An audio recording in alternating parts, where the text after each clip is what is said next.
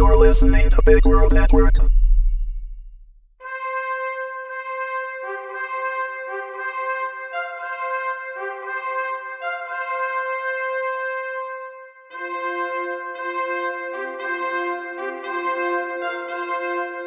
Lineage, Episode 1, written and read by James Thompson. Lord, we may know what we are, but know not what we may be. William Shakespeare. Rough diamonds may sometimes be mistaken for worthless pebbles. Sir Thomas Browne.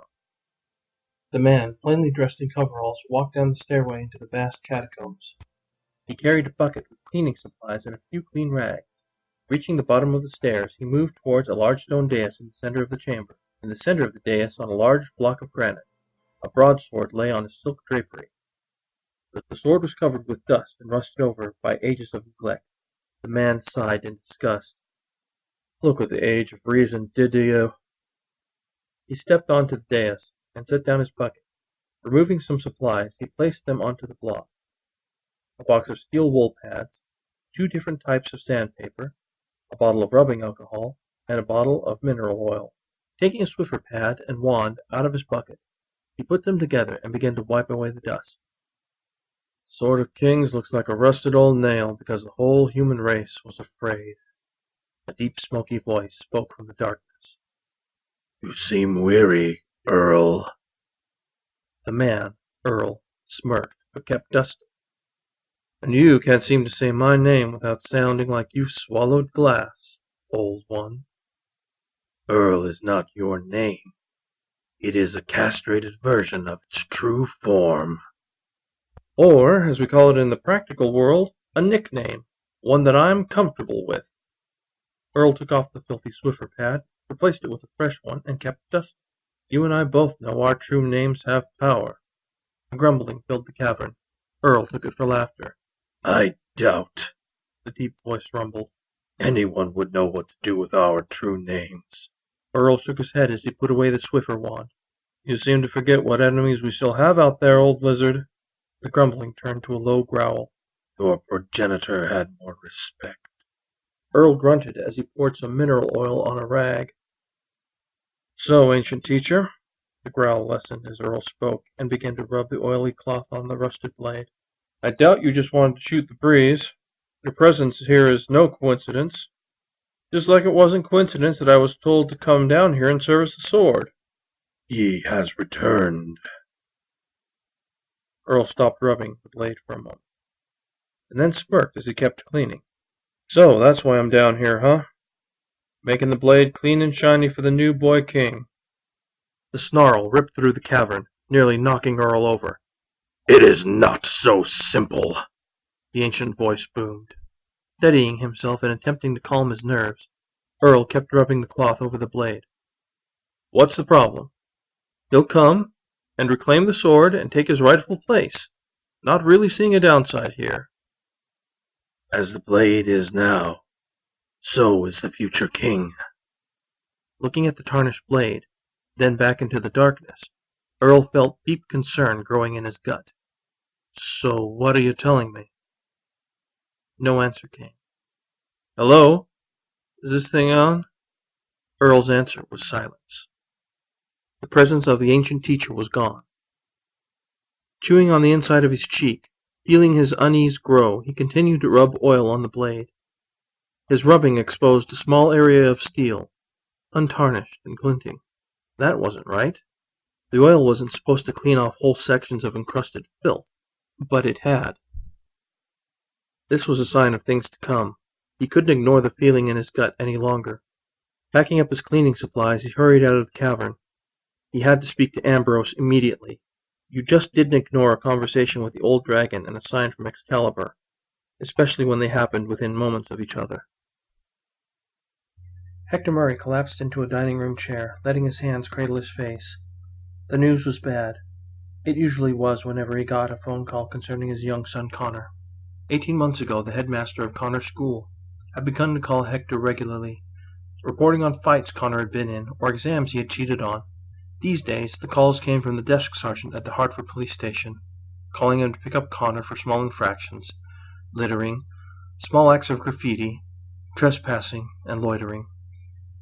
Today, it was the detective inspector himself who called to tell him that Connor was being held for attempted robbery, drunken disorderly conduct, assault on 2 police constables, and resisting arrest. Almost 18.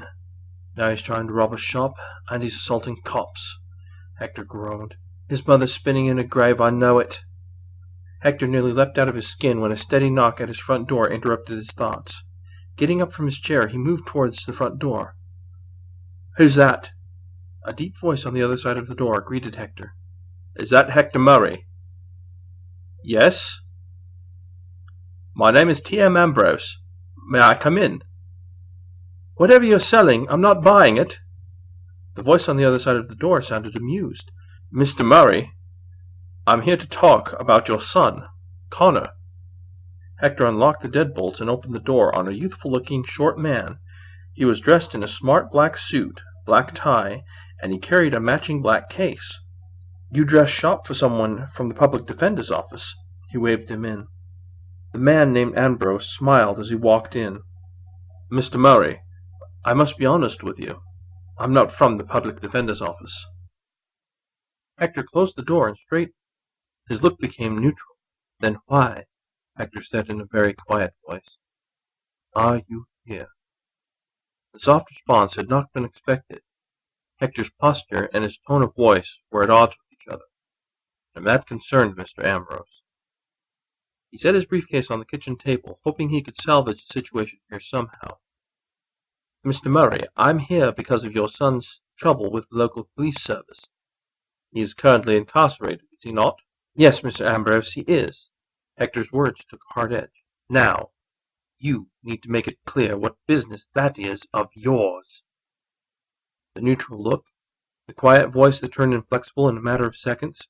Mr. Ambrose knew he was not going to win over Hector Murray, not now. But he had to try. Popping open the snaps of his case, Mr. Ambrose opened it, looked Hector in the eye, and smiled as kindly as he could. I run a specialized school for young persons such as your son. The local police inspector sent his file to me, thinking that our academy and our educators might be of some help. Folding his arms, Hector did not let Mr. Ambrose's smile affect him. A reformatory. Pulling a chair out, Mr. Ambrose sat at the kitchen table.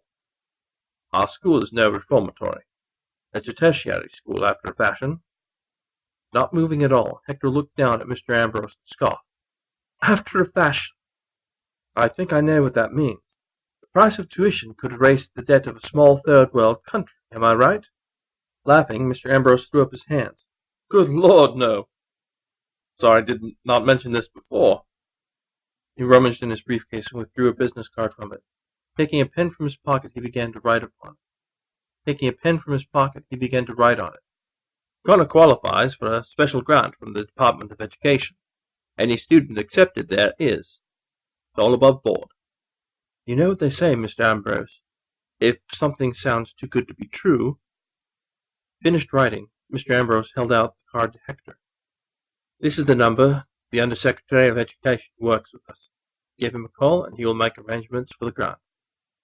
I think this will put your fears to ease. Hector straightened.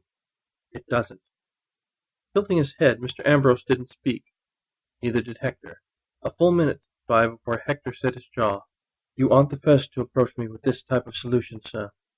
But I've been through this enough to temper my response. I won't throw you out. I won't scream swears at you. But I need you to leave my house now, sir. Mr. Ambrose gave Hector a long look, then put the card back on the table. In case you change your mind, this is my mobile number. He circled a printed line on the front of the card. I can be contacted any time of day. He got up from the table, closing his suitcase. Our new semester begins soon, so please don't take too long.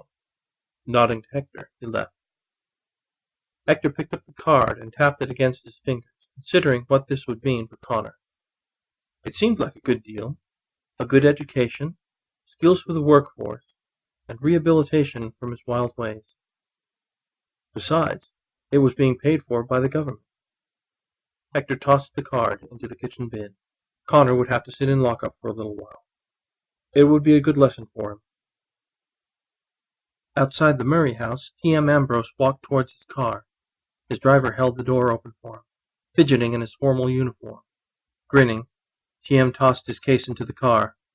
"Does it itch that badly?" Earl, who was used to simpler clothing, ran a finger under his heavily starched collar. "I know you Brits say keep a stiff upper lip, but I wasn't aware it started at the collar and worked its way up your neck." T.M. laughed as he climbed into the car. "Let's go. We'll talk more on the way to the flat." After Earl climbed in and began driving, T.M. leaned forward, resting his arms on the front seat. "Did you get a look around the place?" Earl nodded. "And what did you find?" Gingerly picking up the strap to a camera bag that sat on the passenger seat, Earl passed it to T.M. "I'm still surprised the damn thing didn't explode in my hands." Rolling his eyes, T.M. opened the case and withdrew a digital camera. "I told you electrical devices don't really short out around us. Not the smaller ones, anyways. Reading those American novels really didn't help your perceptions about magic." "My perceptions were just fine before I read the Dresden Files. I've had more than one TV short out on me when I walked into the room." T.M. began to scroll through the pictures. "Well, so far, nothing too bad. Some simple tagging. Oh, hello there." He stopped on a picture. "This isn't a regular tag. This is a rune of observation, not typical of any street gang."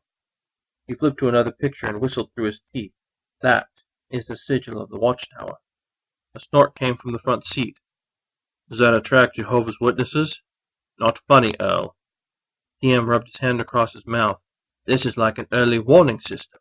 It lets whoever put the mark up know that someone was snooping around." T.M. narrowed his eyes. "This is not." Trailing off, T.M. studied the last photo intently. His eyes widened in shock. "Bugger that. This is horrible." "Ah, catch that last picture, did you?" Earl commented grimly. "I nearly jumped out of my skin when I translated it." Putting the camera down, T.M. pulled his mobile out of his pocket and dialed a number. He waited a moment and then spoke into the phone. "Tell him that Mr. T.M. Ambrose will be waiting for him at the Great Smith Street Sanctuary offices. It is urgent that I meet with his lordship at once." Looking at T.M. in the rearview mirror, Earl saw T.M.'s face twist into a grim smirk. "You're new, aren't you, dear? Send the message exactly as I told you, with the following addition. Caliburnus." Earl saw T.M. disconnect the call forcefully. "Honest to cat, a carefully crafted system almost brought down by a temp from Chiswick." Looking back to the road, Earl shook his head. "So, what's the move?" T.M. tapped a finger to his chin, considering. "You'll drop me at the sanctuary office so I can educate his lordship, leave the car in the garage, and catch a cab back to the flat. There's a motorcycle in the garage. Keys are on the pegboard by the door. Take it and get back to Avalon." "What am I going to do when I get back to Avalon?" "Seal it off." Earl's eyes widened. "Wait a minute. What are you staying behind for?" "That watchtower sigil coupled with this last set of runes, that message.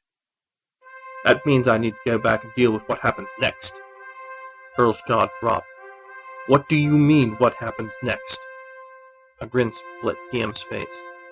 "As you Americans say, don't sweat it. I got this."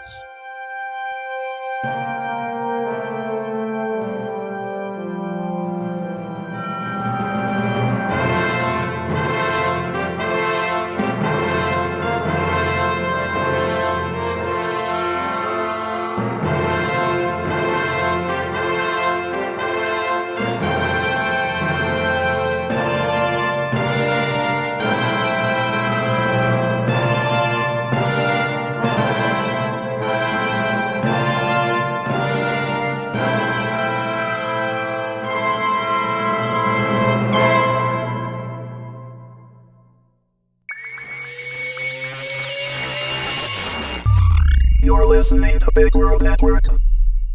Music by Kevin MacLeod.